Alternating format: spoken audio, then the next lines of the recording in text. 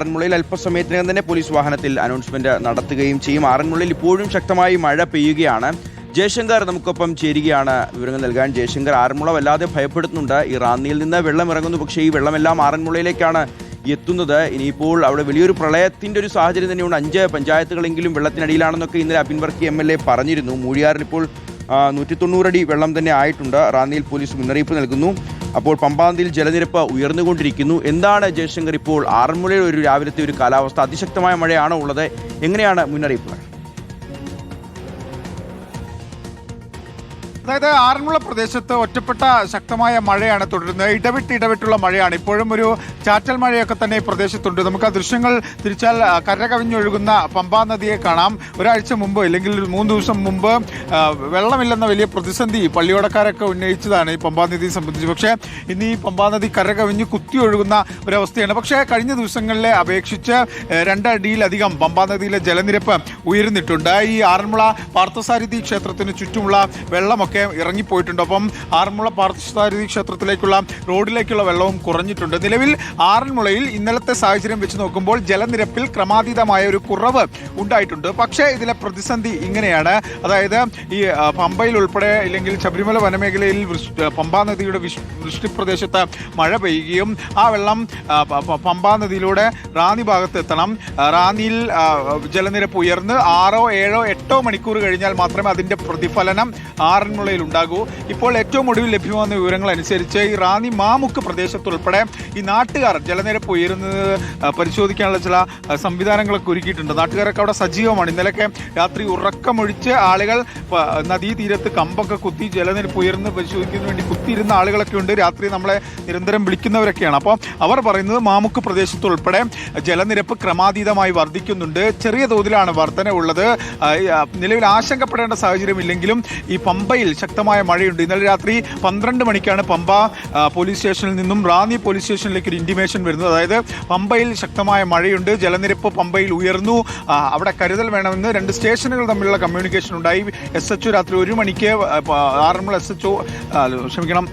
Ranni SHO രാത്രി 1 മണിക്ക് ജനങ്ങൾക്ക് വീഡിയോ സന്ദേശമൊക്കെ നൽകുന്ന സാഹചര്യം ഉണ്ടായി. അത്രമാത്രം ജാഗ്രതയിലാണ് റാന്നിക്കാർ. കാരണം അവർക്ക് 2 ദിവസം മുമ്പ് ഒരു വലിയ പ്രളയത്തെ നേരിടേണ്ടി വന്നതാണ്. അതേ സമാന സാഹചര്യത്തിലേക്ക് പമ്പയിൽ വെള്ളം കൂടിക്കഴിഞ്ഞാൽ പമ്പാ നദിയിൽ ജലനിരപ്പ് ഉയർന്നാൽ അത് ആദ്യം ബാധിക്കുന്ന ഒരു പ്രദേശം റാന്നിയാണ്. അപ്പോൾ സ്വാഭാവികമായും അവർ ആ കരുതലിലാണ്.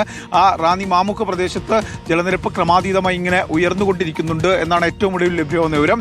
അങ്ങനെ റാന്നിയിൽ വെള്ളം ഉയർന്നാൽ അത് 7, 8 മണിക്കൂറിനുള്ളിൽ മാത്രമേ ആറന്മുളയിൽ പ്രതിഫലിക്കൂ. നിലവിലെ സാഹചര്യത്തിൽ ഇന്നലത്തെ അവസ്ഥ വെച്ച് നോക്കുമ്പോൾ ആറന്മുള പ്രദേശത്ത് ജലനിരപ്പ് ചെറിയ തോതിൽ താന്നിട്ടുണ്ട്. പ്രത്യേകിച്ച് ഈ റോഡുകളിലൊക്കെ കയറിയ വെള്ളം അത് വലിഞ്ഞിട്ടുണ്ട്. പക്ഷേ ഇപ്പോഴും ഇവിടെ ഈ കണ്ടങ്ങളിലും ഈ പാടശേഖരങ്ങളിലും കണ്ടങ്ങളിലൊക്കെ തന്നെയുള്ള വെള്ളം അതുപോലെ തുടരുന്ന ഒരു സാഹചര്യമാണുള്ളത്. ഇവിടെ ഇടവിട്ടുള്ള മഴയുണ്ട്. നമുക്ക് ആ ദൃശ്യങ്ങളിൽ പമ്പാ നദി കാണാം. പമ്പാ നദി ഇങ്ങനെ കുത്തി ഒഴുകുന്നൊരവസ്ഥയാണ്. നദിയിലെ ജലനിരപ്പ് ചെറിയ തോതിൽ 2 അടിയിൽ താഴെ ആണ് ഇവിടെ കുറഞ്ഞിട്ടുള്ളത്. ഇനി റാന്നിയിൽ ഭാഗത്തുനിന്ന് പമ്പാ നദിയുടെ ഒഴുക്ക് ആ രീതിയിൽ തന്നെ ജലനിരപ്പ് ഉയരുകയാണെങ്കിൽ അത് വലിയ തോതിൽ ബാധിക്കും. ഒപ്പം തന്നെ മൂഴിയാർ തുറക്കുകയാണ്. മൂഴിയാറിൻ്റെ പരമാവധി സംഭരണ ശേഷിയിലേക്ക് കാര്യങ്ങൾ എത്തിയിട്ടുണ്ട്. ഈ നിമിഷം തുറക്കുമെന്നാണ് മുന്നറിയിപ്പ്. അങ്ങനെയെങ്കിൽ ആ വെള്ളമൊക്കെ പമ്പാ നദി വഹിച്ച് ആറന്മുളയിൽ എത്താൻ 8 മണിക്കൂർ എടുക്കും. ആ 8 മണിക്കൂറിനുള്ളിൽ ആറന്മുളയിൽ മഴ തുടരുകയും ഈ ജലത്തിൻ്റെ അളവ് കൂടുകയും ചെയ്താൽ വീണ്ടും ആറന്മുള മുങ്ങാനുള്ള സാധ്യത അത് കൂടുതലാണ്. പഴയതുപോലെ കാര്യങ്ങൾ എത്തും. എന്തായാലും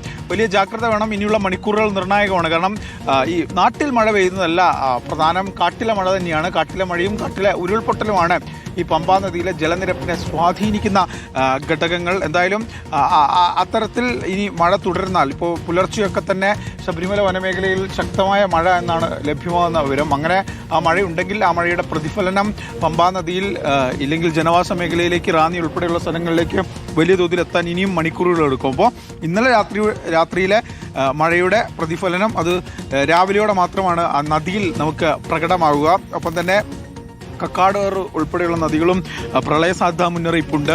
ഈ റാന്നി പ്രദേശത്തൊക്കെ ഇന്നലെ രാത്രി തന്നെ ഇത്തരത്തിൽ പ്രളയ മുന്നറിയിപ്പ് നൽകിയിട്ടുണ്ട്. ആറന്മുള മേഖലയിൽ അധികം വൈകാതെ ഇത് നൽകും. അങ്ങനെ വലിയ സമാനമായ ഒരു സാഹചര്യത്തിലൂടെയാണ് ശ്രദ്ധിക്കുക. പത്തനംതിട്ടയിൽ മഴ തുടരുന്നുണ്ട്. മൂഴിയാർ ഡാം അല്പസമയത്തിനകം തുറക്കും. പമ്പാ നദിയിൽ ജലനിരപ്പ് ഉയർന്നുകൊണ്ടിരിക്കുന്നു. മന്ത്രിയുടെ നേതൃത്വത്തിൽ ഇപ്പോൾ അടിയന്തര യോഗം ചേർന്നുകൊണ്ടിരിക്കുകയാണ്. ചില പ്രധാനമായ തീരുമാനങ്ങൾ എടുക്കുന്നുണ്ട്, ചില മുന്നറിയിപ്പുകൾ നൽകുന്നുണ്ട്. അതാണ് ഏറ്റവും പ്രധാനം. അതായത് ഇപ്പോഴും ഈ 2018 ആവർത്തിക്കില്ല എന്നുള്ളൊരു അമിത ആത്മവിശ്വാസത്തിൻ്റെ പേരിൽ വീടുകളിൽ തുടരുന്ന ആളുകളുണ്ട്. വീടിൻ്റെ 1-ാം നിലയിലേക്ക് ഏറെക്കുറെ മുങ്ങി, അപ്പോൾ 2-ാം നിലയിലേക്ക് താമസം മാറിയിട്ടുള്ള ആളുകളുണ്ട്. അവർ അഭിമാന പ്രശ്നം വിചാരിച്ച് ദയവ് ചെയ്ത് ദുരിതാശ്വാസ ക്യാമ്പുകളിലേക്ക് മാറാതെ ഇരിക്കരുത്.